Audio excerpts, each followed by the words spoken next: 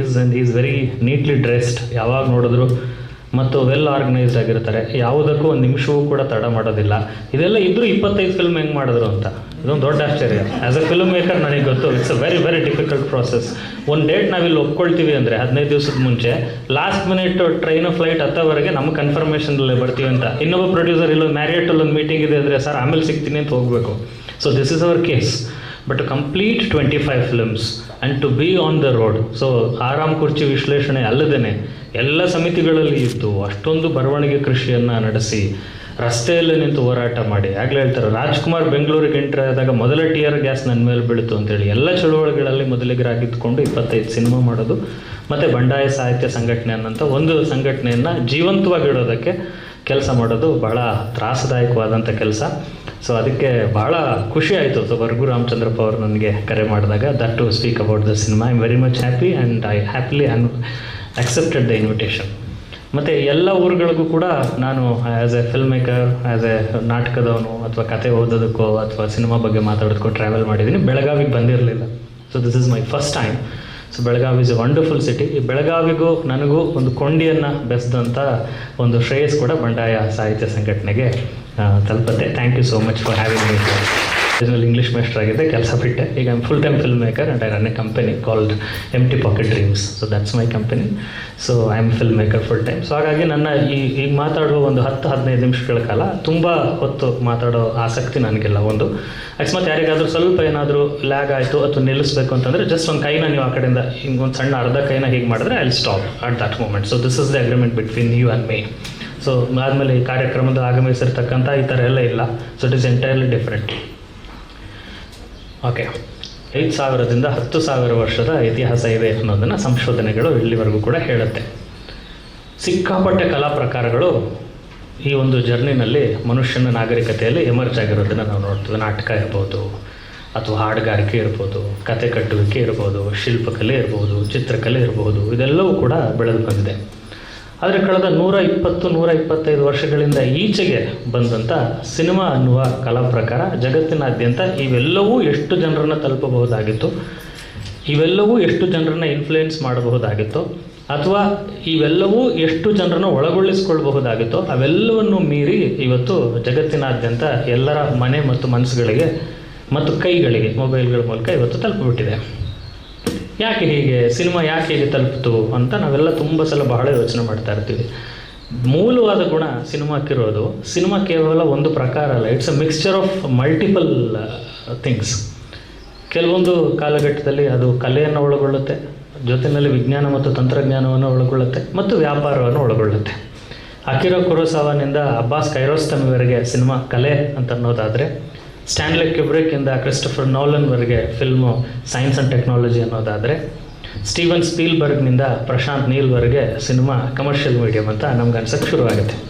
ಒಂದೊಂದು ಸಲ ಒಂದೊಂದು ವೇಷಗಳಲ್ಲಿ ನಮ್ಮ ಎದುರುಗಡೆ ಬರುತ್ತೆ. ಒಂದೊಂದು ಸಿನಿಮಾಗಳು ಒಂದೊಂದು ಪ್ರಕಾರದಲ್ಲಿ ಒಂದು ವಿಷಯನ ಮೇಲೆ ಗಮನಿಸಿದ್ರೆ ಇನ್ನೆರಡು-ಮೂರು ವಿಷಯಗಳನ್ನ ತನ್ನ ಜೊತೆಯಲ್ಲಿ ಇಟ್ಕೊಂಡಿರುತ್ತೆ. ಇದನ್ನು ಇಟ್ಕೊಂಡ ಕಾರಣಕ್ಕೋಸ್ಕರ ಜಗತ್ತಿನಾದ್ಯಂತ ಸಿನಿಮಾ ಎಲ್ಲರನ್ನು ಕೂಡ ತಲುಪಿಸಿದೆ ಮತ್ತು ಪ್ರಭಾವಿಸಿದೆ. ಈ ಸಿನಿಮಾದ ಇತಿಹಾಸವನ್ನು ಸಂಕ್ಷಿಪ್ತವಾಗಿ ನೀವು ನೋಡ್ತಾ ಬಂದರೆ, ಹಾಗಿದ್ರೆ ಇಷ್ಟು ಪವರ್ಫುಲ್ಲಾಗಿ ಜನಗಳನ್ನ ತಲುಪುವಂಥ ಸಿನಿಮಾದೊಳಗಡೆ ಪ್ರಗತಿಪರತೆ ಎಲ್ಲಿದೆ ಅನ್ನುವ ಪ್ರಶ್ನೆ ನಮಗೆ ಕಾಡುತ್ತೆ. ಈ ಪ್ರಗತಿಪರ ನೆಲೆ ಅಂತ ಹೇಳುವಾಗ ಹಿಂದೆ ಹೇಗಿತ್ತು, ಈಗ ಹೇಗಿದೆ ಅನ್ನೋದ್ರ ಬದಲಾಗಿ ಮುಂದೆ ಹೇಗಿರಬೇಕು ಅನ್ನುವ ಕೆಲವು ರೀತಿಯಾದಂಥ ಪ್ರಾಕ್ಟಿಕಲ್ ಅಂಶಗಳನ್ನ ನಾನು ಈ ಮಾತಿನಲ್ಲಿ ಹೇಳಲಿಕ್ಕೆ ಇಷ್ಟಪಡ್ತೀನಿ. ಚಲನಚಿತ್ರದ ಇತಿಹಾಸವನ್ನು ನೀವು ಗಮನಿಸಿದ್ರೆ, ಮೊದಲ 50 ವರ್ಷಗಳ ಕಾಲ ಸಿನಿಮಾ ಒಂದು ಕಲಾ ಪ್ರಕಾರವಾಗೇ ಇತ್ತು. Science and technology was just adapting into it. ಅದರೊಳಗಡೆ ಹೋಗಿ ಅದು ಇನ್ಕಲ್ಕೇಟ್ ಆಗ್ತಾಯಿತ್ತು, ಅದರೊಳಗಡೆ ಅದು ಸೇರಿಕೊಳ್ತಾ ಇತ್ತು, ಅದು ಇನ್ಕ್ಲೂಸಿವ್ ಆಗ್ತಾಯಿತ್ತು. ಆದರೆ ಎರಡನೇ ಮಹಾಯುದ್ಧದ ಹತ್ರ ಅಮೇರಿಕ ಜಗತ್ತಿನಾದ್ಯಂತ ಎಲ್ಲ ಕ್ಷೇತ್ರಗಳಲ್ಲಿ ಸುಪೀರಿಯಾರಿಟಿಯನ್ನು ಸಾಧಿಸಿದಾಗ ಸಿನಿಮಾದೊಳಗಡೆ ಹಾಲಿವುಡ್ ಸ್ಟುಡಿಯೋಗಳು ಬರಲಿಕ್ಕೆ ಶುರುವಾದವು. ಆವಾಗ ಸಿನಿಮಾ ಅಲ್ಲಿವರೆಗೂ ಫಿಲ್ಮ್ ಅನ್ನೋದು ಒಂದು ಆರ್ಟ್, ಅಥವಾ ಅಲ್ಲಿವರೆಗೂ ಫಿಲ್ಮ್ ಒಂದು ಎಕ್ಸ್ಪ್ರೆಷನ್ ಅನ್ನುವಂಥದ್ದು ಏನಿತ್ತು, ಹಾಲಿವುಡ್ ಸ್ಟುಡಿಯೋಗಳ ಕಾರಣಕ್ಕೋಸ್ಕರ ಅದೊಂದು ವ್ಯಾಪಾರ ಅನ್ನುವಂಥದ್ದು ಸ್ಟಾರ್ಟ್ ಆಯಿತು. ಆ 50 ವರ್ಷದ ಇತಿಹಾಸನ ನೀವು ಗಮನಿಸಿದ್ರೆ, ಯಾವ ಚಳುವಳಿ ಸಮಾಜದಲ್ಲಿ ಇರ್ತಾ ಇತ್ತೋ ಅದರಲ್ಲಿ ಎಕ್ಸ್ಪ್ರೆಷನಿಸಮ್ ಇರ್ಬೋದು, ಅಬ್ಸ್ಟ್ರಾಕ್ಟ್ ಎಕ್ಸ್ಪ್ರೆಷನಿಸಮ್ ಇರ್ಬೋದು, ರಿಯಲಿಸಮ್ ಇರ್ಬೋದು, ಈ ಪೇಂಟಿಂಗ್ ಅಥವಾ ಥಿಯರಿ ಅಥವಾ ರಸ್ತೆಯಲ್ಲಿ ನಡೆಯುವಂಥ ಚಳುವಳಿಗಳು, ಪೊಲಿಟಿಕಲ್ ಮೂಮೆಂಟ್, ಸೋಷಿಯಲ್ ಮೂಮೆಂಟ್, ಎಲ್ಲ ಮೂಮೆಂಟ್ಗಳ ಜೊತೆಯಲ್ಲಿ ಸಿನಿಮಾ ಒಂದು ಸಂವಾದನ ಭಾಳ ಚೆನ್ನಾಗಿ ನಡೆಸ್ತಾ ಇತ್ತು. ಮೊದಲ ಬ್ರೇಕು 1945ರಲ್ಲಿ ಎರಡನೇ ಮಹಾಯುದ್ಧ ಆದಮೇಲೆ ಸಿನಿಮಾಕ್ಕೆ ಸಿಕ್ತು. ಇದಾದ ಮೇಲೆ ಸಿನಿಮಾದ ಗತಿ ಸ್ವಲ್ಪ ಬದಲಾವಣೆ ಆಯಿತು. ನ್ಯೂ ರಿಯಲಿಸಮ್ ಒಂದು ಬಿಟ್ಟರೆ ಯಾವುದೂ ಕೂಡ ಜಗತ್ತಿನ ಇದರೊಳಗಡೆ ಸರಿಯಾಗಿ ಬ್ಲೆಂಡ್ ಆಗಲಿಲ್ಲ. ಆವಾಗ 60ಸ್ನಲ್ಲಿ ವಿಶ್ವದಲ್ಲಿ ಒಂದು ಮೂಮೆಂಟ್ ಸ್ಟಾರ್ಟ್ ಆಯಿತು. ಅದನ್ನು ನಾವು ಫ್ರೆಂಚ್ ನ್ಯೂ ವೇವ್ ಸಿನಿಮಾ ಅಂತ ಕರಿತೀವಿ. ಸೊ ಅಲ್ಲಿ ಜಾನ್ ಲೊ ಗೊಡಾರ್ಡ್ ಅನ್ನುವಂಥ ಒಬ್ಬ ಫೇಮಸ್ ನಿರ್ದೇಶಕ ಇದ್ದ, ಮತ್ತು ಒಂದಷ್ಟು ಜನ ಫ್ರಾಂಕೋ ಟ್ರಫೋ ಈ ಥರ ಕೆಲವು ಫ್ರಾನ್ಸಿನ ನಿರ್ದೇಶಕರೆಲ್ಲ ಸೇರಿ ಒಂದು ನ್ಯೂ ರಿಯಲಿಸಮ್ ಸ್ಕೂಲನ್ನು ತೆರೆದರು. ಇದ್ರ ಮೂಲಕ ಜಗತ್ತಿನಾದ್ಯಂತ ಸಿನಿಮಾದೊಳಗಡೆಗೆ ಒಂದು ಬಂಡಾಯ, ಒಂದು ಪ್ರಗತಿಪರತೆ, ಹೊಸದಾಗಿ ಯೋಚನೆ ಮಾಡುವಂಥ ಒಂದು ಆಲೋಚನಾ ಕ್ರಮ ಶುರುವಾಯಿತು. ಭಾರತದಲ್ಲಿ ನಾವು ಅದನ್ನು ಪ್ಯಾರಲಲ್ ಸಿನಿಮಾ ಮೂಮೆಂಟ್ ಅಂತ ಕರಿತೀವಿ. ಈ ಪ್ಯಾರಲಲ್ ಸಿನಿಮಾ ಮೂಮೆಂಟಲ್ಲಿ 3 ರಾಜ್ಯಗಳು ಬಹಳ ಸಕ್ರಿಯವಾಗಿ ಕೆಲಸ ಮಾಡೋದು. ಒಂದು ವೆಸ್ಟ್ ಬೆಂಗಾಲ್, ಇನ್ನೊಂದು ಕೇರಳ, ಇನ್ನೊಂದು ಕರ್ನಾಟಕ. ಈ ಮೂರನ್ನು ಕೂಡ 3 ರಾಜ್ಯಗಳು ಭಾಳ ಸಮಾನಾಂತರವಾಗಿ ಪ್ಯಾರಲಲ್ ಸಿನಿಮಾನ ಅಪ್ಪಿಕೊಂಡು, ಮಿಕ್ಕಿದೆಲ್ಲವೂ ಕಡೆ ಏನಾಯಿತು ಅಂತ ಹೇಳಿದ್ರೆ ಅವತ್ತು ಸಂದರ್ಭದಲ್ಲಿ ಎದ್ದಂಥ ಸಾಮಾಜಿಕ ಮತ್ತು ರಾಜಕೀಯ ಚಳುವಳಿಗಳಿಂದ ಸಿನಿಮಾ ನಿಮಗೆ ಎಮರ್ಜ್ ಆಗಲಿಕ್ಕೆ ಶುರುವಾಯಿತು. ಹಾಗಾಗಿ ಪ್ರಧಾನ ಧಾರೆ ಅಂದರೆ ಮೇನ್ ಸ್ಟ್ರೀಮ್ ಮುಖ್ಯ ವಾಹಿನಿಯ ಜೊತೆಯಲ್ಲೇ ಸಿನಿಮಾ ಟ್ರಾವೆಲ್ ಮಾಡ್ತು. ಇದು 3ರಲ್ಲಿ ಮಾತ್ರ ಒಂದು ವಿಶೇಷತೆಯನ್ನು ನಾವು ಗಮನಿಸ್ತೀವಿ. ಈಗ ಹೇಗೆ ಭಾವಗೀತೆ ಅನ್ನುವ ಒಂದು ಪ್ರಕಾರ ಕನ್ನಡ ಮತ್ತು ಮರಾಠಿಗೆ ಮಾತ್ರ ಒಲಿದು ಬಂದಿರುವಂಥ ವಿಶೇಷವಾದ ಪ್ರಕಾರವೋ, ಹಾಗೆ ಸಿನಿಮಾಗೆ ಪ್ಯಾರಲಲ್ ಸಿನಿಮಾ ಇದರಲ್ಲಿ ಭಾಳ ಮುಖ್ಯ. ಸತ್ಯಜಿತ್ ರೇ ಅಥವಾ ಮೃಣಾಲ್ ಸೆನ್, ಋತ್ವಿಕ್ ಘಟಕ್ ಬೆಂಗಾಲ್ನಲ್ಲಿದ್ದರೆ, ಶ್ಯಾಮ್ ಬೆಂಗಾಲ್ ಅವರೆಲ್ಲ ಬೆಂಗಾಲ್ನಲ್ಲಿದ್ದರೆ, ಅಡೂರು ಗೋಪಾಲಕೃಷ್ಣನ್, MT ವಾಸುದೇವನ್ ನಾಯರ್ ಇವರೆಲ್ಲರೂ ಕೂಡ ಕೇರಳದಲ್ಲಿದ್ದರು. ಕರ್ನಾಟಕದಲ್ಲಿ ನಿಮಗೆ ನಮ್ಮಲ್ಲಿ ಪಟ್ಟಾಭಿರಾಮ್ ರೆಡ್ಡಿ, ಗಿರೀಶ್ ಕಾರ್ನಾಡ್, ಗಿರೀಶ್ ಕಾಸರವಳ್ಳಿ, ಬರ್ಗೂರು ರಾಮಚಂದ್ರಪ್ಪ ಈ ಥರದವರು ಇಲ್ಲಿ ಒಂದಷ್ಟು ಆ್ಯಕ್ಟಿವ್ ಆಗಿ ಕೆಲಸಗಳನ್ನು ಸ್ಟಾರ್ಟ್ ಮಾಡಿದ್ರು. ಈಗ ಬಹಳ ಮುಖ್ಯವಾಗಿ ನನಗೆ ಅನಿಸೋದೇನು ಅಂತ ಹೇಳಿದ್ರೆ, ಈ ಪ್ರಗತಿಪರತೆ ಅನ್ನುವಂಥದ್ದು ಪ್ಯಾರಲಲ್ ಮೂಮೆಂಟ್ನಲ್ಲಿ ಎಷ್ಟು ಪ್ರಮಾಣದಲ್ಲಿತ್ತು ಅನ್ನುವಂಥ ಒಂದು ಇವ್ಯಾಲ್ಯೂಯೇಷನ್ ಆಗಬೇಕು ಅಂತ. ನಮಗೆ ಇಲ್ಲಿವರೆಗೂ ಕೂಡ ಭಾರತ ದೇಶದಲ್ಲಿ ಈ ಎಲ್ಲ ಚಲನಚಿತ್ರಗಳು ಕೆಲಸ ಮಾಡುವಂಥ ಸಂದರ್ಭದಲ್ಲಿ ಇಡೀ ಸಮಾಜದ ಗತಿಶೀಲ ಬದಲಾವಣೆಯನ್ನು ನಾವು ಬಯಸಬೇಕು, ಸಮಾಜದಲ್ಲಿ ಸಂಪೂರ್ಣವಾದಂತಹ ಬದಲಾವಣೆ ಆಗಬೇಕು, ಸಮಾಜದಲ್ಲಿ ಅದಕ್ಕೊಂದು ಹೊಸ ರೆಸ್ಪಾನ್ಸ್ ಸಿಗಬೇಕು, ಒಂದು ತಿರುವು ಸಿಗಬೇಕು ಅಂಥೇಳಿ ಗಟ್ಟಿ ದನಿಯಲ್ಲಿ ಸಿನಿಮಾ ಓಡಾಟ ಮಾಡಿದ್ದನ್ನು ಭಾರತ ದೇಶದಲ್ಲಿ ನಾನು ನಿಜವಾಗ್ಲೂ ಗಮನಿಸಿಲ್ಲ. ಕೆಲಸ ಮಾಡಿದೆ. ಬಟ್ ಸತ್ಯಜಿತ್ ರೇ ಹೇಳಿದರು, ಚಲನಚಿತ್ರ ಮನುಷ್ಯನ ಬದಲಾಯಿಸುತ್ತೆ ಅಂತ ಹೇಳಿ ನಾನೇನು ನಂಬೋದಿಲ್ಲ ಅಂತ ಅವ್ರದ್ದೊಂದು ಸ್ಟೇಟ್ಮೆಂಟ್ ಇದೆ. ಅದೊಂದು ಲೆಕ್ಚರ್ನಲ್ಲಿ ಅದನ್ನು ಸ್ಪೆಸಿಫಿಕ್ಕಾಗಿ ನೋಟ್ ಮಾಡಿದರು. ಪುಸ್ತಕದ ಹೆಸರು ಮಾಡ್ತಿದ್ದೀನಿ, ಅದಕ್ಕೆ ನಾನು ಅಂಡರ್ಸ್ಕೋರ್ ಮಾಡ್ತಾಯಿಲ್ಲ. ಆದರೆ ಕರ್ನಾಟಕದಲ್ಲಿ ನಾವು ಆ ಥರ ಬದಲಾವಣೆ ಮಾಡಿದ್ದನ್ನು ನೋಡಿದ್ದೀವಿ. ನಾವು ರಾಜ್ಕುಮಾರ್ ಈಗಲೂ ಬಂದು ಯಾವುದೋ ಬಂಗಾರದ ಮನುಷ್ಯ ಸಿನಿಮಾದಲ್ಲಿ ಕೆಲಸ ಮಾಡಿ ಹಳ್ಳಿಗೆ ಹೋದಾಗ ಎಷ್ಟೋ ಜನ ರೈತರು ಅಲ್ಲಿಗೆ ಹಳ್ಳಿಗೆ ಹೋಗಿದ್ದನ್ನು ನೋಡಿದ್ದೀವಿ. ಅದಾದಮೇಲೆ ಅವ್ರ ಮಗ ಕರ್ನಾಟಕದಲ್ಲಿ ವಾಪಸ್ ಬಂದು ಜೋಗಿ ಅಂತ ಲಾಂಗ್ ಹಿಡಿದು ಇಲ್ಲಿ ಓಡಾಡಿದಾಗ ಎಷ್ಟೋ ಜನ ಲಾಂಗ್ ಹಿಡ್ಕೊಂಡು ಓಡಾಡಿದ್ದು ನೋಡಿದ್ದೀವಿ. So we have both the effects. someone was criticizing and someone was saying about the film. Mayor Muthanna, Jogi ಎರಡೂ ಸಿನಿಮಾದ ಕತೆ ಒಂದೇ. ಅವನು ಹಳ್ಳಿಯಿಂದ ಸಿಟಿಗೆ ಬಂದ್ಬಿಟ್ಟು ಮೇಯರ್ ಆಯ್ತಾನೆ, ಇವನು ಹಳ್ಳಿಯಿಂದ ಸಿಟಿಗೆ ಬಂದು ರೌಡಿ ಆಯ್ತಾನೆ. ಕಾಲ ಬೇರೆ ಬೇರೆ, ಎರಡೂ ಒಂದೇ ಅನ್ನುವಂಥದ್ದನ್ನು ನೋಡಿದ್ವಿ ಅಂತ. ಸೊ ಹಾಗಾಗಿ ಪ್ರಗತಿಪರತೆ ಅಂತ ಅನ್ನುವಂಥದ್ದು ಇರುವಂಥ ಒಂದು ದೊಡ್ಡ ಇವ್ಯಾಲ್ಯೂಯೇಷನ್. ನಾನು ಯಾಕೆ ಇದನ್ನೆಲ್ಲ ಡೀಪಾಗಿ ಎಕ್ಸ್ಪ್ಲೈನ್ ಮಾಡ್ತಾ ಇಲ್ಲ, ಎಷ್ಟಿತ್ತು, ಯಾವ ಸಿನಿಮಾದ ಭಾಗ ಏನು, ಅದರ ಕಂಟೆಂಟ್ ಏನು, ಯಾವ್ಯಾವ ಚಿತ್ರಗಳು ಬಂದವು, ಈ ಪಟ್ಟಿಯೆಲ್ಲ ಕೊಡಲಿಕ್ಕೆ ನಾನು ಇತಿಹಾಸದ ಪಾಠ ಮಾಡ್ತಾ ಇಲ್ಲ ಅನ್ನೋ ಕಾರಣಕ್ಕೋಸ್ಕರ ಉದ್ದೇಶಪೂರ್ವಕ ಕೊಡ್ತಾ ಇಲ್ಲ. ಬೇಕು ಅಂದರೆ ಕೊಟ್ಟಿರ್ತಿದ್ದೆ. ಎಲ್ಲಿಂದ ಅಲ್ಲಿವರೆಗೂ ಓದ್ಕೊಂಡು ತುಂಬ Oxford history of world cinema ಅಂತ ಹಿಡಿದು ನಮ್ಮ ಇಲ್ಲಿರುವಂಥ ಕನ್ನಡ ಚಲನಚಿತ್ರ ಚರಿತ್ರೆವರೆಗೆ ನೀಟಾಗಿ ಓದಿಲ್ಲ ಅಂತೇನಲ್ಲ. ಬಟ್ ಮುಂದೆ ಬರೋರು ಇವರೆಲ್ಲರೂ ಇದ್ದಾರಲ್ಲ, ಅವರೆಲ್ಲರೂ ತುಂಬ ಮಾತಾಡಬೇಕು. ಹಾಗಾಗಿ ಅದರದ್ದೊಂದು ಇವ್ಯಾಲ್ಯೂಯೇಷನ್ನ ನಾವು ಮಾಡಬೇಕಾಗತ್ತೆ. ಇವ್ಯಾಲ್ಯೂಯೇಷನ್ ಮಾಡೋದು ಅಂದರೆ ಏನು? ಸರಿಯಾಗಿ ಸಿನಿಮಾ ತೆಗೆದಿಲ್ಲ ಅಂತ ಹೇಳೋದಾ? ಅಥವಾ ಆಮೇಲೆ ಬರ್ಗೂರು ಸರ್ ಸರಿಯಾಗಿ ಸಿನಿಮಾ ತೆಗೆದಿದ್ವಿ ಅಂತ ಸ್ಪಷ್ಟೀಕರಣ ಕೊಡೋದಾ? ಅಲ್ಲ, ಬೇರೆ. ಅಂದರೆ ಯಾವುದೇ ಒಂದು ಇವ್ಯಾಲ್ಯೂಯೇಷನ್ ಅಂತನ್ನುವಂಥದ್ದು ಒಂದು ಕಾಲಕ್ಕೆ ಬಹಳ ಮುಖ್ಯ ಆಗುತ್ತೆ. ಸತ್ಯಜಿತ್ ರೇ ಸಿನಿಮಾದಲ್ಲಿ ಭಾರತೀಯತೆ ಎಷ್ಟಿತ್ತು ಅಂತ ಆಶೀಸ್ ನಂದಿ ಅವ್ರದ್ದು ಇಂಡಿಯನ್ನೆಸ್ ಇನ್ ಸತ್ಯಜಿತ್ ರೇ ಫಿಲ್ಮ್ಸ್ ಅಂತ ಒಂದು ಸ್ಪೆಷಲ್ ಆದಂಥ ಒಂದು ಆರ್ಟಿಕಲ್ ಇದೆ. ನೀವೆಲ್ಲರೂ ಸಿಕ್ಕಿದ್ರೆ ಅದನ್ನು ಓದಬೇಕು. ಸೊ ಹಾಗೆ ಪ್ರಗತಿಪರತೆಯ ಅಂಶಗಳು ಎಷ್ಟಿತ್ತು ಅಂತ. ಅಕಸ್ಮಾತ್ ಇಲ್ಲ ಅಂತಂದರೆ ಯಾಕಿಲ್ಲ?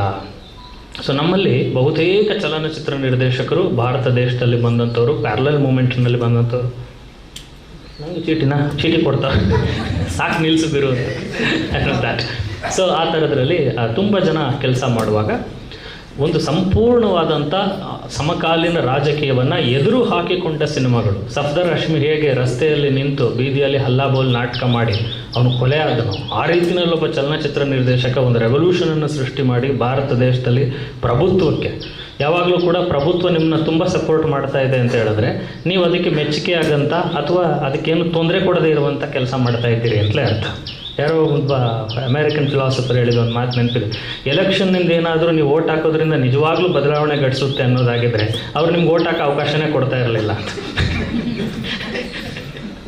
It may be reactionary statement, but somehow it has got its half truth ಅಲ್ವಾ. ಆಮೇಲೆ ಇನ್ನೂ ಒಂದು ಸ್ಟೇಟ್ಮೆಂಟ್ ಇದೆ, ಜಗತ್ತು 500 ಜನ ಬಿಲಿಯನಿಯರ್ಗಳಿಗೋಸ್ಕರ ಮಾಡಿರೋ ರೆಸಾರ್ಟ್ ಅಂತೆ, ಮಿಕ್ಕವರೆಲ್ಲ ನಾವು ಅವ್ರಿಗೆ ವರ್ಕ್ ಮಾಡ್ತಾ ಇದ್ದೀವಿ ಅಂತ.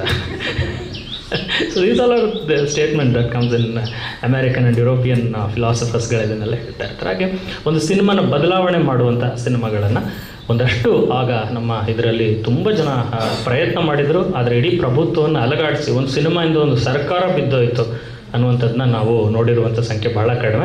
ಅದರೊಂದು ಸಿನಿಮಾದಿಂದ ಒಂದು ಸರ್ಕಾರ ಬಂತು ಅನ್ನೋದನ್ನು ನೋಡಿದ್ದೀವಿ ಮೊನ್ನೆ. Not cockroach, it is TVK government in okay, ಇನ್ನೂ ನಾನಾಗಿಲ್ಲ, ಆಗ್ಬೋದು. ಸೊ ಈ ರೀತಿಯಲ್ಲಿ ಗತಿಶೀಲವಾಗಿ ಬದಲಾವಣೆ ಮಾಡಿದಂಥ ಸಿನಿಮಾ ನಮ್ಮಲ್ಲಿ ಭಾರತ ದೇಶದಲ್ಲಿ ಯಾವುದೂ ಬರಲಿಲ್ಲ. ಅಥವಾ ಯಾವುದೋ ಒಬ್ಬ ನಿರ್ದೇಶಕನನ್ನು ರಸ್ತೆಯಲ್ಲಿ ನಾನು ನಿಮ್ಗೆ ಹೇಳಿದಾಗೆ ಸಫ್ದಾರ್ ಹಜ್ಮಿಯನ್ನು ಗೂಂಡಾಗಳು ಹೊಡೆದು ಕೊಂದ ರೀತಿಯಲ್ಲಿ ನೀನು ಮಾಡಿದ ಸಿನಿಮಾದಿಂದ ನಮಗೆ ಥ್ರೆಟ್ ಆಗಿದೆ ಅಂತ ಯಾವ ನಿರ್ದೇಶಕನನ್ನು ಕೊಂದಿಲ್ಲ. ಇರಾನ್ನಲ್ಲಿ ಕಳೆದ ವರ್ಷ ಇರಾನಿನ ಅತಿಶ್ರೇಷ್ಠ ನಿರ್ದೇಶಕ ಮೆಹ್ರೂಜಿಯನ್ನು ಮತ್ತು ಅವನ ಹೆಂಡತಿಯನ್ನು ರಸ್ತೆಯಲ್ಲಿ ಸಾಯಿಸಿದ್ರು ಹೊಡೆದು. ಅವನ್ನೆಲ್ಲ ಸಿನಿಮಾಗಳನ್ನು ಕೂಡ ಎಕ್ಸ್ಪೋರ್ಟ್ ಮಾಡಬೇಕಾಗಿತ್ತು, ಅಂದರೆ ಒಂದು ಸ್ಮಗಲ್ ಮಾಡಿ ಎಕ್ಸ್ಪೋರ್ಟ್ ಮಾಡಿ ಇಂಟರ್ನ್ಯಾಷನಲ್ ಫಿಲ್ಮ್ ಫೆಸ್ಟಿವಲ್ಗಳಲ್ಲಿ ನಾವು ನೋಡ್ತಾ ಇದ್ವಿ. ಸೊ ಆ ಥರದ್ದೊಂದು ವಾತಾವರಣ ನಮ್ಮ ದೇಶದಲ್ಲಿ ಘಟಿಸ್ಲಿ ಅಂತ ಹೇಳ್ತಾ ಇಲ್ಲ, ಸೊ ಥ್ರೆಟ್ ಆ ಲೆವೆಲ್ಗೆ ಇರಲಿಲ್ಲ ಅಂತ. ಆದರೆ ಗೌರ್ಮೆಂಟ್ ತರೋವರೆಗೆ ಸಿನಿಮಾ ಪ್ರಭಾವ ಬೀರುತ್ತೆ ಅನ್ನೋದನ್ನ ನಮ್ಮ ನೈಬರಿಂಗ್ ನಮಗೆ ತೋರಿಸ್ಕೊಟ್ಟಿದೆ. ಇದಾದಮೇಲೆ ಹಾಗಿದ್ರೆ ಈಗ ಪ್ರಗತಿಪರ ನೆಲೆಯಲ್ಲಿರುವಂಥ ಸಿನಿಮಾಗಳನ್ನು ಮಾಡುವುದು ಹೇಗೆ? As a film maker, as an insider, ಈಗ ನಿಜವಾಗ್ಲೂ ಕೂಡ ನಮ್ಮ ಮುಂದೆ ಈ ಸವಾಲು ಬಹಳ ಗಟ್ಟಿಯ, ಬಹಳ ಒಂದು ಭಯಂಕರ ಕಾಲದಲ್ಲಿ ನಾವಿದ್ದೀವಿ. ಈಗ ನಾವು ಬಹಳ ಗಟ್ಟಿಯಾಗಿ ಈ ಪ್ರಶ್ನೆಯನ್ನು ಕೇಳ್ಕೊಳ್ಬೇಕಾಗಿದೆ. ಕೋವಿಡ್ ನಂತರದಲ್ಲಿ ಭಾಳ ಮುಖ್ಯವಾಗಿ 2019ರಲ್ಲಿ ಕೋವಿಡ್ ಆದಮೇಲೆ ಪೋಸ್ಟ್ ಕೋವಿಡ್ ಎರಾದಲ್ಲಿ ಜಗತ್ತಿನ ಎಲ್ಲ ಕ್ಷೇತ್ರಗಳಲ್ಲೂ ಕೂಡ ಒಂದು ಗತಿಶೀಲವಾದಂಥ ಬದಲಾವಣೆ ಬಂದುಬಿಟ್ಟಿದೆ. ಭಾಳಷ್ಟು ಜನ ಆಫ್ಲೈನಲ್ಲಿ ವರ್ಕ್ ಮಾಡುವಂಥದ್ದನ್ನ ಬಿಟ್ಬಿಟ್ಟು ನಾವೀಗ ಆನ್ಲೈನಲ್ಲಿ ವರ್ಕ್ ಮಾಡುವಂಥ, ವರ್ಕ್ ಫ್ರಮ್ ಹೋಮ್ ಮಾಡುವಂಥ ಇದರಲ್ಲಿ ಬಂದುಬಿಟ್ಟಿದ್ದೀವಿ. ಈ ಟೈಮ್ನಲ್ಲಿ OTT ಎಲ್ಲರ ಮನೆಗಳಲ್ಲಿ, ಎಲ್ಲರ ಮೊಬೈಲ್ಗಳಲ್ಲಿ ಈಗ ಬಂದುಬಿಟ್ಟು ಥಿಯೇಟರ್ ಕಲ್ಚರ್ಗೆ ಒಂದು ದೊಡ್ಡ ಥ್ರೆಟ್ಟನ್ನು ಇವಾಗ ಸೃಷ್ಟಿ ಮಾಡಿಬಿಟ್ಟಿದೆ. ಇತ್ತೀಚೆಗೆ ಕಳೆದ 5 ವರ್ಷಗಳಲ್ಲಿ ಜಗತ್ತಿನಾದ್ಯಂತ ಇಂಡಿಪೆಂಡೆಂಟ್ ಸಿನಿಮಾಗಳು ಅಂತ ನಾವು ಯಾವುದನ್ನು ತೆಗಿತಾ ಇದ್ವಿ ಅಂದರೆ, ಈಗ ಮಹಿಳೆಯರಿಗಾಗಿರ್ಬೋದು, ನೊಂದವರಿಗಾಗಿರ್ಬೋದು, ಟ್ರೈಬಲ್ಸ್ಗಾಗಿರ್ಬೋದು, ಈಗ ಬರ್ಗು ರಾಮಚಂದ್ರಪ್ಪ ಅವರಂಥವರು ನಂತರದವರು ಸಿನಿಮಾ ತೆಗೀಲಿಕ್ಕೆ ಹೋದರೆ ಸಿನಿಮಾ ತೆಗೆಯುವ ವಾತಾವರಣವೇ ಇವತ್ತಿಲ್ಲ. ಯಾಕೆ ವಾತಾವರಣ ಇವತ್ತಿಲ್ಲ ಅಂತ ಹೇಳಿದ್ರೆ, production cost has become increased. ಎಲ್ಲರೂ ಹೇಳ್ತಾರೆ ಟೆಕ್ನಾಲಜಿ ತುಂಬ ಆಕ್ಸೆಸಿಬಲ್ ಆಗಿದೆ, ಯಾವುದೇ ಸಣ್ಣ ಫೋನ್ ಇಟ್ಕೊಂಡು ಮಾಡ್ಬಿಡ್ಬೋದು. ಅಫ್ಕೋರ್ಸ್ ಈ ಫೋನಲ್ಲಿ ಫಿಲ್ಮ್ ಮಾಡೋಕ್ಕಾಗಲ್ಲ ಅಂತ. ಇಂಗ್ಲೀಷ್ ಫಿಲ್ಮು ತೆಗಿಬೋದು, ಹಿಂದಿ ಫಿಲ್ಮು ತೆಗಿಬೋದು, ಕನ್ನಡ ಫಿಲ್ಮು ತೆಗಿಬೋದು. ಒಂದು ಆ್ಯಪಲ್ ಫೋನ್ ಇದ್ದರೆ ಸಾಕು ನಿಮಗೆ. 15 ಸೀರೀಸ್ ಮೇಲೆ ಯಾವುದೇ ಫೋನ್ ಇದ್ದರೂ ನೀವು ಆರಾಮಾಗಿ ಸಿನಿಮಾ ಮಾಡ್ಬೋದು. ಆದರೆ ಆ ಸಿನಿಮಾವನ್ನು ನಾವು ತೋರಿಸುವುದು ಎಲ್ಲಿ, ಅಥವಾ ಅದಕ್ಕೆ ಟೆಕ್ನಿಷಿಯನ್ಸ್ಗಳನ್ನು ಕರ್ಕೊಂಡು ಬರುವುದಲ್ಲಿ? Technology has become cheap, technicians have become costly. ಇದು ನಮ್ಮ ಬಹಳ ದೊಡ್ಡ ಥ್ರೆಟ್ ಇರುವಂಥದ್ದು. ಈಗ ಪ್ರೋಗ್ರೆಸಿವ್ ಆದಂಥ ಸಿನಿಮಾಗಳನ್ನು ನಾವು ತರುವಂಥ ಒಂದು ಸಾಧ್ಯತೆಗಳು ಬಹಳ ಕ್ಷೀಣ ಆಗ್ತಾ ಹೋಗ್ತಾ ಇದೆ. ಇದೊಂದು ಬಹಳ ಎಚ್ಚರಿಕೆಯಾಗಿ ನಾವೆಲ್ಲರೂ ಕೂಡ ಗಮನಿಸಬೇಕಾದಂಥದ್ದು. ಯಾಕೆ ಅಂತ ಹೇಳಿದ್ರೆ, ಎಲ್ಲ ಅಮೇರಿಕಾದಲ್ಲಿರುವಂಥ OTT ಪ್ಲ್ಯಾಟ್ಫಾರ್ಮ್ಗಳ ಓನರ್ಗಳ ಕೈಲಿ ಇವತ್ತು ಹೋಗ್ತಾ ಇದೆ. ಇದು ಹೇಗೆ ಅಂತ ಹೇಳಿದ್ರೆ ತುಂಬ ಸರಳ. ನಾವು ರೈಲಲ್ಲಿ ಹೋಗಬೇಕಾದ್ರೆ ಟ್ರೈನಲ್ಲಿ ಒಬ್ಬ ಕಡಲೆಕಾಯಿ ಮಾರೋನು ಬರ್ತಾನೆ. ಒಂದೊಂದು ಕಡಲೆಕಾಯಿನ ಇಟ್ಕೊಂಡು ನಾವೇನು ಕೇಳಲ್ಲ, ಅವ್ನು ಇಟ್ಬಿಟ್ಟು ಹೊಟ್ಟೋಗ್ಬಿಡ್ತಾನೆ. ಒಂದು ತಿಂದ ತಕ್ಷಣ ಬಾಯಿ ಅನ್ನೋಕ್ಕೆ ಶುರುವಾಗುತ್ತೆ. ನೀವು ಬೈ ಮಾಡಲೇಬೇಕು. ಸೊ 100 ಜನದಲ್ಲಿ 10 ಜನ ಬೈ ಮಾಡ್ತಾನೆ. ಸೊ ಎಲ್ಲರಿಗೂ ಸೇರಿ ಅವ್ನು ಖರ್ಚು ಮಾಡಿರುವಂಥದ್ದು ಒಂದು ಎಕ್ಸ್ಟ್ರಾ ಪ್ಯಾಕು. 9 ಪ್ಯಾಕಲ್ಲಿ 5 ಪ್ಯಾಕ್ ಮಾತ್ರ ದುಡ್ಡು ಖರ್ಚಾಗುತ್ತೆ, ಇನ್ನು 4 ಪ್ಯಾಕ್ಸ್ ಅವ್ನಿಗೆ ಲಾಭ ಸಿಗುತ್ತೆ. This is simple economy. ಇದಕ್ಕೆ ಡೆಲ್ಲಿ ಸ್ಕೂಲ್ ಆಫ್ ಎಕನಾಮಿಕ್ಸಲ್ಲಿ ಅಥವಾ ಲಂಡನ್ ಸ್ಕೂಲ್ ಆಫ್ ಎಕನಾಮಿಕ್ಸಲ್ಲಿ ಓದಬೇಕು ಅಂತಂದರೆ it's a common sense. So ಜಿಯೋದವ್ರು ಮಾಡಿದ್ದು ಅದೇ ಕೆಲಸನೇ. ಸೊ ಲಾಸ್ಟು 5-6 ವರ್ಷಗಳಲ್ಲಿ ಎಲ್ಲ ದೊಡ್ಡ OTT ಪ್ಲ್ಯಾಟ್ಫಾರ್ಮ್ಗಳು, ನಿಮಗೆ ನೆಟ್ಫ್ಲಿಕ್ಸ್ ಇರ್ಬೋದು, ಅಥವಾ ಅಮೆಝಾನ್ ಇರ್ಬೋದು, ಅಥವಾ ಇನ್ಯಾವುದು ಆಹಾ ಒರಿಜಿನಲ್ಸ್ ಇರ್ಬೋದು, any platform has significantly supported the small and independent films. Last 1 ಇಯರಿಂದ ಏನು ಮಾಡ್ತಾ ಇದ್ದಾರೆ, ಹಾಗೆ ಸಪೋರ್ಟ್ ಮಾಡಿ ಅವ್ರಿಗೆ ಬೇರೆ ಮಾರ್ಕೆಟ್ನ ಎಕ್ಸ್ಪ್ಲೋರ್ ಮಾಡೋದಕ್ಕೆ ಇರಬಹುದಾದ ಸಾಧ್ಯತೆಗಳೆಲ್ಲವನ್ನೂ ಕೂಡ ಉದ್ದೇಶಪೂರ್ವಕವಾಗಿ ಸಾಯಿಸಿ ಈಗ ಇಂಡಿಪೆಂಡೆಂಟ್ ಸಿನಿಮಾಗಳೆಲ್ಲನೂ ಕೂಡ ಹೊರಗಡೆ ಇರುವಂಥ ಕೆಲಸನ ಉದ್ದೇಶಪೂರ್ವಕವಾಗಿ ಕ್ಯಾಪಿಟಲಿಸ್ಟ್ ಫೋರ್ಸ್ಗಳು ಅಕ್ರಾಸ್ ದಿ ಗ್ಲೋಬ್ ಮಾಡ್ತಾ ಇದೆ. ನಾವು it's A greatest threat across the globe. ಎಲ್ಲ ಫಿಲ್ಮ್ ಫೆಸ್ಟಿವಲ್ಗಳಲ್ಲಿ ಹೋಗಿ ನೋಡಿ 5ರಿಂದ 6 ಜನ 7ರಿಂದ 8 ಜನ ಇದ್ದರೆ, ಕ್ಯಾನ್ಸ್ ಫಿಲ್ಮ್ ಫೆಸ್ಟಿವಲ್ಗಳಲ್ಲಿ ಈ ಸಲ ಹೋದಂಥ ಜಾನ್ ಎಬ್ರಹಾಮ್ನ ಫಿಲ್ಮ್ಗೂ ನಿಮಗೆ 40 ಮೇಲ್ಗಡೆ ಆಡಿಯನ್ಸ್ ಇಲ್ಲ. ಅದರಲ್ಲಿ 35ರಿಂದ 36 ಜನ, ಅಂದರೆ 90% of the audience are of Indian origin. ಬೇರೆ ದೇಶದವರು ಇಡೀ ಜಗತ್ತಿನ 200 ದೇಶಗಳಿಂದ ಬಂದಂಥ ಪ್ರತಿನಿಧಿಗಳ ಸಂಖ್ಯೆಯಲ್ಲಿ ಥಿಯೇಟರ್ನಲ್ಲಿದ್ದಂಥದ್ದು 4 ಜನ. ಹೀಗಿರುವಾಗ ಪ್ರಗತಿಪರ ಚಲನಚಿತ್ರಗಳ ಮುಂದಿನ ಭವಿಷ್ಯ ಏನು ಅನ್ನೋದನ್ನು ನಾವು ಗಂಭೀರವಾಗಿ ಯೋಚನೆ ಮಾಡಬೇಕು. ಇದರ ಸಾಧ್ಯ ಇಲ್ವಾ? ಇದನ್ನು ಮಾಡಲಿಕ್ಕೆ ಸಾಧ್ಯ ಇಲ್ವಾ? ಖಂಡಿತವಾಗ್ಲೂ ಸಾಧ್ಯ ಇದೆ. ಯಾಕೆ ನಮಗೊಂದು ಜಿಲ್ಲಾ ಕೇಂದ್ರಗಳು, ನಾನು ಬೆಳಗಾವಿವರೆಗೂ ಬಂದೆ, ನಿಮ್ಮ ಜೊತೆಲಿ ಮಾತಾಡ್ಲಿಕ್ಕೆ ಬಂದೆ. ಸೊ ಈ ಥರ ನಡೀತು, ಸಿನಿಮಾ ಹೀಗಿತ್ತು ಆಗಿತ್ತು, ಅದು ತುಂಬ ಜನ ನಿಮಗೆ ಮಾತಾಡ್ಬೋದು, ಅದನ್ನು ಹೇಳ್ಬೋದು. ಅದಕ್ಕೆ ಪುಸ್ತಕಗಳಿದೆ, ನೀವು ಕನ್ನಡದಲ್ಲೂ ನೋಡ್ಬೋದು. ಇತ್ತೀಚೆಗಷ್ಟೇ ಬರ್ಗೂರು ಸರ್ದು ಒಂದು ಪುಸ್ತಕನ ವಿನಯ್ ನಂದಿಹಾಳ್ ನನ್ನ ಫ್ರೆಂಡ್ ಓದ್ತಾ ಇದ್ರು ಹೊರಗಡೆ ಕೂತ್ಕೊಂಡು. So I just seen, so there are lot of books available, but how to detect the threat. So ಆ ಥ್ರೆಟ್ಟನ್ನು ನಾವು ಡಿಟೆಕ್ಟ್ ಮಾಡೋದಕ್ಕೆ ನಮಗೆ ಒಂದು ದೊಡ್ಡ ರೀತಿಯಾದಂಥ ಫೋರ್ಸನ್ನೇ ಎಮರ್ಜ್ ಮಾಡಬೇಕಾಗತ್ತೆ. ನಾವೊಂದು ಎಕೋಸಿಸ್ಟಮ್ನ ಜನ್ರೇಟ್ ಮಾಡಬೇಕಾಗತ್ತೆ. ಆ ಎಕೋಸಿಸ್ಟಮ್ನ ನಾವು ಜನ್ರೇಟ್ ಮಾಡಬೇಕು ಅಂದರೆ ಬರ್ಗೂರು ರಾಮಚಂದ್ರಪ್ಪನಂಥವ್ರು ಮತ್ತು ಬಂಡ್ಯ ಸಾಹಿತ್ಯ ಸಂಘಟನೆ ಅಂತವ್ರು ನಮ್ಮ ಜೊತೆಲಿ ನಿಂತ್ಕೊಳ್ಬೇಕು. Of course it's crores of rupees business, but ನಾವು ನೀವೆಲ್ಲರೂ ಕೂಡ ಒಟ್ಟಿಗೆ ಸೇರಿ ನಿಂತ್ಕೊಂಡ್ರೆ ಒಂದು ಸರಿಯಾದಂಥ ಒಂದು ಇಕೋಸಿಸ್ಟಮ್ನ, ಒಂದು ಪ್ರಗತಿಪರವಾದಂಥ ಸಿನಿಮಾನ ಎಮರ್ಜ್ ಮಾಡೋದಕ್ಕೆ, ಒಂದು ಪ್ಯೂರ್ ಆರ್ಟ್ ಫಾರಮ್ನ ಎಮರ್ಜ್ ಮಾಡೋದಕ್ಕೆ ನಮ್ಮ ಕೈಲಿ ಖಂಡಿತ ಸಾಧ್ಯ ಆಗುತ್ತೆ. ಮತ್ತು OTT ಕಾಲದಲ್ಲಿ ಆಗಿದ್ದರೆ ಬೇರೆ ರೀತಿಯಾದಂಥ ಪ್ಲ್ಯಾಟ್ಫಾರ್ಮ್ಗಳಲ್ಲಿ ಅವಕಾಶವೇ ಇಲ್ವಾ? ಖಂಡಿತವಾಗ್ಲೂ ಅವಕಾಶ ಇದೆ. ನಾವು ಯೂಟ್ಯೂಬ್ನಲ್ಲೇ ಇವಾಗ ಫಿಲ್ಮ್ನ ಪ್ರೀಮಿಯರ್ ಮಾಡ್ಬೋದು, ಯೂಟ್ಯೂಬ್ನಲ್ಲೇ ಪೇಪರ್ ರಿವ್ಯೂನ ಮಾಡ್ಬೋದು. ಪೇಪರ್ ರಿವ್ಯೂ ಅಂದರೆ ಒಂದು ವೀಕ್ಷಣೆಗೆ ಇಷ್ಟು ಅಂತ ಹಣ ಕೊಡಿ ಅಂತ ನಾವು ಪ್ರೈವೇಟ್ ಲಿಂಕ್ನ ಜನ್ರೇಟ್ ಮಾಡ್ಬೋದು. ಸೊ ಇಂಡಿವಿಜುವಲ್ ಪ್ರೈವೇಟ್ ಲಿಂಕ್ಸ್ಗಳನ್ನ ನಾವು ಜನ್ರೇಟ್ ಮಾಡ್ಬೋದು. ಆದರೆ ನೋಡೋದಕ್ಕೆ ಜನ ಎಲ್ಲಿದ್ದಾರೆ, which is the very crucial question. So Andre Malraux ಅನ್ನೋನು ಒಬ್ಬ ಫ್ರೆಂಚ್ ಫಿಲಾಸಫರ್ದು ಒಂದು ಮಾತಿದೆ, ಎಲ್ಲ ಫಿಲ್ಮ್ ಸೊಸೈಟಿಗಳಲ್ಲಿ ಅದನ್ನ ಹೊರಗಡೆ ಹಾಕಿರ್ತಾರೆ. ಇನ್ನು ಬೆಂಗಳೂರಿನ ಸುಚಿತ್ರದಲ್ಲೋ ಅಥವಾ ನಾನು ಮಂಡ್ಯ ಫಿಲ್ಮ್ ಸೊಸೈಟಿ ನಡೆಸುವಾಗ ನಮ್ಮ ಸೊಸೈಟಿ, ಅದು Mysuru film society, great films will be made only when we become the great audience. ನಾವು ಗ್ರೇಟ್ ಆಡಿಯನ್ಸ್ ಆದಾಗ ಮಾತ್ರ ಗ್ರೇಟ್ ಫಿಲ್ಮ್ಸ್ನ ಪ್ರೊಡ್ಯೂಸ್ ಮಾಡೋದಕ್ಕೆ ಸಾಧ್ಯ ಅನ್ನುವಂಥ ಒಂದು ಮಾತಿದೆ. ಅದನ್ನ ಎಲ್ಲ ಕಡೆ ಅಂಟಿಸಿರ್ತಾರೆ, ನೀವು ಅದನ್ನು ನೋಡ್ಬೋದು. ಹಾಗಾಗಿ ನಾವು ಸಿನಿಮಾ ನೋಡುವ ಒಂದು ಕಲ್ಚರನ್ನು ಎಮರ್ಜ್ ಮಾಡಬೇಕು. ಇದೊಂದು ಚಳುವಳಿ ಆಗಬೇಕು, ಇದಕ್ಕೆ ಮುಂದಕ್ಕೆ ಹೋಗಬೇಕು. ಸೊ ಬರೀ OTT ಪ್ಲ್ಯಾಟ್ಫಾರ್ಮ್ಗಳಲ್ಲಿ ನಾವು ಸ್ಲಾಟ್ಸ್ಗಳನ್ನ ಪರ್ಚೇಸ್ ಮಾಡೋದಲ್ಲದೆ, ಯೂಟ್ಯೂಬ್ನಲ್ಲಿ ನಾವು ಸ್ಟ್ರೀಮಿಂಗ್ ರೆಡಿ ಮಾಡೋದಲ್ಲದೆ, ನಮ್ಮದೇ ಆದಂಥ ಪ್ಲ್ಯಾಟ್ಫಾರ್ಮ್ಗಳನ್ನ ಕ್ರಿಯೇಟ್ ಮಾಡೋದಲ್ಲದೆ, ನಾವು ಪ್ರಗತಿಪರವಾದಂಥ ಸಿನಿಮಾಗಳನ್ನ ಎಲ್ಲ ಕಡೆ ನೋಡುವ, ಹಣ ಕೊಟ್ಟು ನೋಡುವ ಒಂದು ವ್ಯವಸ್ಥೆನ, ಒಂದು ಪರಿಸರವನ್ನು ನಾವು ಸೃಷ್ಟಿ ಮಾಡಬೇಕು. ಮೋಸ್ಟ್ ಆಫ್ ದ ಟೈಮ್ಸ್ ನಾನು ಮೀಡಿಯಾ ಹೌಸ್ ಸ್ಟುಡಿಯೋ ಟೂರಿಂಗ್ ಟಾಕೀಸ್ನ ಫೌಂಡರ್ CEO ಆಗಿದೆ, ಬಿ ಸುರೇಶ್ ಅವರ ಕಂಪನಿ. So I founded it. ನಾನು ಸ್ಟಾರ್ಟ್ ಮಾಡಿದೆ, ಐ ವಾಸ್ ದ CEO. ನಾವಲ್ಲಿ ಪುಟ್ಟಕ್ಕನ ಹೈವೇ ಅಂತ ಒಂದು ಫಿಲ್ಮ್ ಮಾಡಿದ್ವಿ ಬಿ ಸುರೇಶ್ಗೆ, ಅದಕ್ಕೆ ನ್ಯಾಷನಲ್ ಅವಾರ್ಡ್ ಬಂತು. ಆ ಸಿನಿಮಾನ ಎಲ್ಲ ಹಳ್ಳಿಗಳಲ್ಲಿ ತೋರಿಸೋದು. ಒಂದು ಗುಬ್ಬಚ್ಚಿಗಳು ಅಂತ ಒಂದು ಫಿಲ್ಮ್ ಇದೆ, ಅದನ್ನು ಎಲ್ಲ ಸ್ಕೂಲ್ಗಳಲ್ಲಿ ತೋರಿಸೋದು, ಅಭಯ್ ಸಿಂಹ ಡೈರೆಕ್ಷನ್, ಅದಕ್ಕೂ ನ್ಯಾಷನಲ್ ಅವಾರ್ಡ್ ಬಂದಿತ್ತು. Both are produced by B Suresh's media house studio.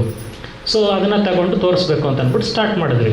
ನಾವು ಏನು ಮಾಡಿದ್ವಿ, ಒಂದು ಹಳ್ಳಿನಲ್ಲಿ ಸ್ಕ್ರೀನಿಂಗ್ ಇಟ್ವಿ. ನಾನು ಹೋದೆ ಸಿನಿಮಾ ತೋರಿಸಿ ಮಾತಾಡೋದಕ್ಕೆ. ಮೋಸ್ಟ್ ಆಫ್ ದ ಟೈಮ್ಸ್ ಹಳೆ ಮೈಸೂರು ಈ ಕಡೆ ಭಾಗದಲ್ಲೆಲ್ಲ ಸಿನಿಮಾ ಬಗ್ಗೆ ಭಾಷಣ ಮಾಡೋದಂದ್ರೆ ಅವಿನೇನು ಕರೆದುಬಿಡಿ, ಫಸ್ಟಿಂದ ಲಾಸ್ಟ್ವರೆಗೆ ಏನು ಕೇಳಿದ್ರು ಹೇಳ್ತಾನೆ ಅಂತ ಕರೆದು ಬಿಡ್ತಾರೆ. ನಾನು ಕರೆದ್ರು ಹೋದೆ, ಫಿಲ್ಮ್ ತೋರಿಸ್ತಾ ಇತ್ತು. ಒಬ್ಬ ಹಳ್ಳಿಯವನು ಬಂದ, ಕೂತಿದ್ದ. ಅಣ್ಣ ನಮ್ಮೂರು ಬಂದಿದೆ ಅಂದ, ಮಂಡ್ಯದಲ್ಲಿ ಹಿಂಗೆ ಮಾತಾಡೋದು. ಫಿಲ್ಮ್ ತೋರಿಸ್ತಾ ಇದ್ದೀವಲ್ಲಪ್ಪ, ಬಂದ್ವಿ ಅಂತ. ನಮಗೇನಿಲ್ವೇ ಅಂದ. ಸೊ ಅಂದರೆ ನಮ್ಮ ಕಡೆ ಹಿಂಗೆ ರಾಗ, ನಮಗೇನು ಕೊಡಲ್ವ ಅಂತ. ಏನು ಅಂತಂದೆ. ಅದೇ ಪಿಕ್ಚರ್ ತಂದೆ, ಪಿಕ್ಚರು ಅಂದ. ಫಿಲ್ಮ್ ನಾನು ತಂದಿದ್ದೀನಿ, ನೀನು ನೋಡ್ತಿದ್ಯಾ, ದುಡ್ಡು ನೀನು ಕೊಡಬೇಕು ಅಂದೆ ನಾನು.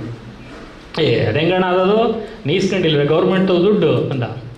ಅದೇ ಗೌರ್ಮೆಂಟ್ ಹತ್ರ ನೀನು ದುಡ್ಡು ಇಸ್ಕೊಂಡಿಲ್ವಾ ಅಂತ. ಅಂದರೆ ಫಿಲ್ಮ್ ಅಂತ ಅನ್ನೋದು ಸರ್ಕಾರ ನಿಮಗೆ ದುಡ್ಡು ಕೊಟ್ಟು ಹಳ್ಳಿಗಳಲ್ಲಿ ಪ್ರೋಗ್ರಾಮ್ ಮಾಡೋಕ್ಕೆ ಕಳಿಸುತ್ತೆ ಅಂತ ಜನ ಅಂದ್ಕೊಂಡಿದ್ದಾರೆ. ನೀವು ಏನಾದರೂ ಹಳ್ಳಿಲಿ ಹೋಗಿ ಒಂದು ಕಾರ್ಯಕ್ರಮ ಮಾಡಿದ್ರೆ, ಬಹುಶಃ ನಿಮ್ಮ ಊರುಗಳಲ್ಲೂ ಇದೇನೆ, ಇನ್ನೊಂದು ಚೂರು ಜಾಸ್ತಿನೇ ಇರ್ಬೋದು. ನಮ್ಮಲ್ಲಿ ಒಂಚೂರು ಕಾಸೆಲ್ಲ ಜಾಸ್ತಿ ಇಟ್ಕೊಂಡಿರ್ತಾವೆ, ಚಡ್ಡಿ ಜೇಬಲ್ಲಿ 50,000 ಇಟ್ಟಿರ್ತಾನೆ, ಅವಂದೇ ಈ ಪ್ರಶ್ನೆ. ಆದರೆ ಈ ಕಡೆಯಲ್ಲಿರೋರಿಗೆ ಪಾಪ ಇನ್ನೊಂಚೂರು ಕಷ್ಟನೇ ಎಕಾನಮಿ. ಅಲ್ಲಿ ನಾರ್ತ್ ಕರ್ನಾಟಕದ ಆ ಭಾಗದಲ್ಲೆಲ್ಲ. ಬೆಳಗಾವಿ ಚೆನ್ನಾಗಿದೆ, ನೋಡಿದೆ, ಬಿಲ್ಡಿಂಗೆಲ್ಲ ತುಂಬ ಚೆನ್ನಾಗಿದೆ, ಜನ ಸುಭಿಕ್ಷವಾಗಿದ್ದಾರೆ. ರೋಡ್ ಗೀಡೆಲ್ಲ ಸ್ವಲ್ಪ ಇನ್ನೂ ನೀಟಾಗಿ ಇಟ್ಟಿಲ್ಲ ಅಷ್ಟು. ಅವರು DC ಅವ್ರು, ರೋಷನ್ ಅವ್ರಿಗೊಂದು ಪತ್ರ ಬರೀಬೇಕು ಮಾಡಿ. ರೋಷನ್ ತಾನೇ ನಿಮ್ಮ DC? Okay, is good and is cooperative. So I have seen is videos and all. So ಅಲ್ಲಿ ತುಂಬ ಬೇರೆ ಈ ಥರ. ಇನ್ನೊಂದು ಕಡೆಗೆ ಹೋದ್ವಿ, ಒಂದು ಸಿನಿಮಾನ ತೋರಿಸ್ಬಿಟ್ಟು ನೀವು ಅಲ್ಲಿಗೆ ಹೋದ ತಕ್ಷಣ ಒಂದು ಸ್ಕೂಲಲ್ಲಿ, ಕಾಲೇಜಲ್ಲಿ ಫಿಲ್ಮ್ ತೋರಿಸೋಣ ಅಂತ. ಬೀಡ್ ಕಾಲೇಜು ನಿಮ್ಮ ಥರ ಎಲ್ಲ ಹಿಂಗೆ ಸೀರೆ ಉಟ್ಕೊಂಡು ಹುಡುಗಿಯರು, ಪ್ಯಾಂಟ್ ಶರ್ಟ್ ಇನ್ ಶರ್ಟ್ ಮಾಡಿರೋ ಹುಡುಗರು ಎಲ್ಲ ಬಂದಿದ್ರು, ಎಲ್ಲ ಕೂತಿರು. ಪ್ರಿನ್ಸಿಪಲ್ ಹತ್ರ ಹೋದ್ವಿ, ತೋರಿಸಿದ್ದೆ.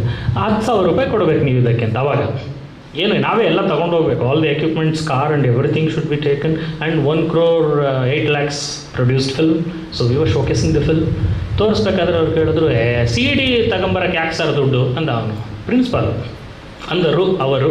ಓಕೆ, ಅಂದರು. I was 40 years old and I was just 27-26 years old by then.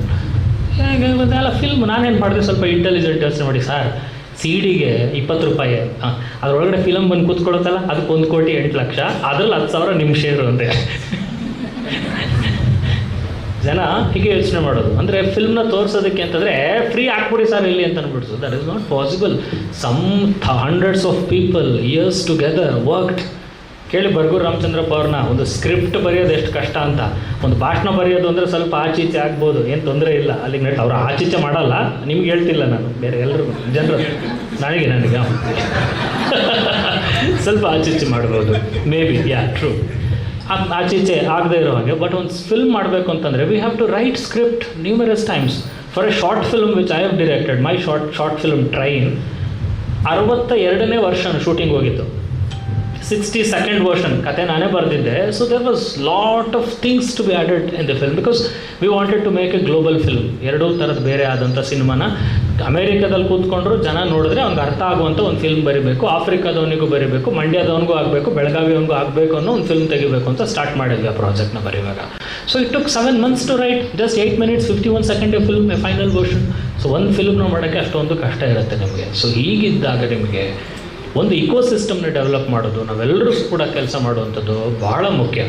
So ಬಂಡಾಯ ಸಾಹಿತ್ಯ ಸಂಘಟನೆಯ ಒಳಗಡೆ ಅಥವಾ ಬಂಡಾಯ ಸಾಹಿತ್ಯದ ಸಂಘಟನೆಯ ರೀತಿಯಲ್ಲೇ ಒಂದು ಬಂಡಾಯ ಸಿನಿಮಾ ಚಳವಳಿ ಏನಾದರೂ ಒಂದು ಶುರುವಾಗಲಿಲ್ಲ ಅಂದರೆ ಪ್ರಗತಿಪರ ಸಿನಿಮಾಗಳನ್ನು ನಾವು ಕೇವಲ ಸೆಮಿನಾರ್ಗಳಲ್ಲಿ ಮಾತ್ರ ನೋಡುವಂಥ ಒಂದು ಪರಿಸ್ಥಿತಿ ಸೃಷ್ಟಿಯಾಗುತ್ತೆ. ಹಾಗಾಗೋದು ಬೇಡ. ಇವತ್ತಿಂದಲೇ ಸಿಕ್ಕುವ ಎಲ್ಲ ಪ್ಲ್ಯಾಟ್ಫಾರ್ಮ್ಗಳಲ್ಲಿ, ಅಥವಾ ಈಗ ಬರ್ಗೂರು ರಾಮಚಂದ್ರಪ್ಪ ಅವರ ಸಿನಿಮಾಗಳೇ ನಮಗೆ ನೋಡಲಿಕ್ಕೆ ದುರ್ಲಭ. 25 ಫಿಲ್ಮ್ ತೆಗೆದು ಅಂತ ಎಷ್ಟು ಸಿನಿಮಾಗಳು ನಮ್ಮ ಹತ್ರ ಬಂದವು. ಇದಕ್ಕೆ ಕಾರಣ ಏನು ಅಂದರೆ ಬರ್ಗೂರು ರಾಮಚಂದ್ರಪ್ಪನವ್ರಿಗೆ ಸಿನಿಮಾ ಕಳಿಸ್ಬಾರ್ದು ಅನ್ನೋ ಇಂಟೆನ್ಷನ್ ಏನಿಲ್ಲ, ಆದರೆ ಅದಕ್ಕೆ ತೋರಿಸ್ಬೇಕಾದಂಥ ವ್ಯವಸ್ಥೆ ಇದೆಯಲ್ಲ, ಪ್ರದರ್ಶಕ ವ್ಯವಸ್ಥೆ ಇಲ್ಲ. ಇದನ್ನು ತಡೆದಿರುವಂಥ ಫೋರ್ಸ್ಗಳನ್ನ ನಾವು ಪ್ರಗತಿಪರ ನೆಲೆಯಲ್ಲಿ ಶೋಧಿಸಬೇಕಾಗತ್ತೆ, ಬ್ರೇಕ್ ಮಾಡಬೇಕಾಗತ್ತೆ. ಇದಾಗಿಲ್ಲ ಅಂತಂದರೆ ಇದಕ್ಕೆ ಉಳುಗಾಲ ಇರೋದಿಲ್ಲ. ಹಾಗಾಗಿ ಎಲ್ಲರೂ ಕೂಡ ಇವತ್ತಿನಿಂದ ಸಾಧ್ಯ ಆಗುವಷ್ಟು ಜಗತ್ತಿನ ಅತ್ಯುತ್ತಮ ಸಿನಿಮಾಗಳನ್ನ, ಪ್ರಗತಿಪರ ಎನ್ನುವಂಥ ಸಿನಿಮಾಗಳನ್ನು ನಾವು ನೋಡೋದಕ್ಕೆ ಶುರು ಮಾಡಿಕೊಳ್ಳೋಣ. ಎಸ್ಪೆಷಲಿ ಯಂಗ್ಸ್ಟರ್ಸ್ಗಳು, ಕಾಲೇಜಿನಲ್ಲಿರುವಂಥವ್ರು, ನೀವು ಸ್ಟಾರ್ಟ್ ಮಾಡಿದ್ರೆ, ಅದರಲ್ಲೂ ಎಜುಕೇಷನ್ ಇದನ್ನು ಓದ್ತಾ ಇರುವಂಥವ್ರು ನೀವೆಲ್ಲರೂ ಒಂದೊಂದು ಸ್ಕೂಲ್ಗಳಿಗೆ ಟೀಚರ್ಗಳಾಗಿ ಹೋಗ್ತೀರಾ. ಒಬ್ಬೊಬ್ರು ಹೋದರೆ ಕನಿಷ್ಠ 3,000 ಸಾವಿರ ಜನರಿಗೆ ನೀವು ಈ ಮೂವ್ಮೆಂಟನ್ನ ಸ್ಪ್ರೆಡ್ ಮಾಡ್ಬೋದು. ಆ ಥರದ್ದೆಲ್ಲ ಕೆಲಸವನ್ನು ಒಂದು ಮಾಡಿ ಇದಕ್ಕೆ ಈ ಒಂದು ಸೆಮಿನಾರ್ ಅರ್ಥಪೂರ್ಣವಾಗಿ ಒಂದು ಮುನ್ನುಡಿಯನ್ನು ಬರೀಲಿ ಅಂತ ನಾನು ಆಶಿಸ್ತೇನೆ. ಇಲ್ಲಿ ತುಂಬ ಜನ ನನಗೆ ನಾನು ದೂರದಿಂದ ಗೌರವಿಸುವಂಥವ್ರು ಇಲ್ಲಿದ್ದೀರಾ. DS Chougule sir was in the hall, and ಇವರು Sathyananda Patrota is in the hall, and Sarju Katkar. ನಾನು ಅವ್ರು ನೋಡಿರಲಿಲ್ಲ. ನನ್ನ ಕನ್ನಡ ಸಾಹಿತ್ಯದಲ್ಲಿ ಬರೋ ಕ್ಯಾರೆಕ್ಟರ್ಗಳಲ್ಲಿ ಮೊಡಂಕಿಲ ಅನ್ನುವಂಥ ಕ್ಯಾರೆಕ್ಟರ್ ನನಗೆ ತುಂಬ ಇಷ್ಟವಾದ ಹೆಸರು. ಮಲೆಗಳಲ್ಲಿ ಮದುಮಗಳಲ್ಲಿ ಸಾಹಿತಿಗಳಲ್ಲಿ ನನಗೆ ಇಷ್ಟವಾದ ಹೆಸರು Sarju Katkar. There was a sound in it. I don't know, ಇವತ್ತು ಅವ್ರನ್ನ ನೋಡಿದ್ದು ನಾನು, ಗೊತ್ತಿಲ್ಲ ಅವ್ರು ಯಾರು ಏನು ಅಂತ. ಈ Sarju Katkar. So there are lot of people who are in the stage to present, and also the poets in the hall. ಎಲ್ಲದಕ್ಕೂ ಕೂಡ ಈ ರೀತಿಯಾದಂಥ ಒಂದು ಸಣ್ಣ ಬದಲಾವಣೆ ಈ ಕೀನೋಟ್ ಅಡ್ರೆಸ್ಸಿಂದ ಆದರೆ ನಾನು ಮಾತಾಡಿದ್ದು ಸಾರ್ಥಕ ಅಂತೇಳಿ ನನಗೆ ಅನಿಸುತ್ತೆ. And thank you so much for the time. ನಮಸ್ಕಾರ.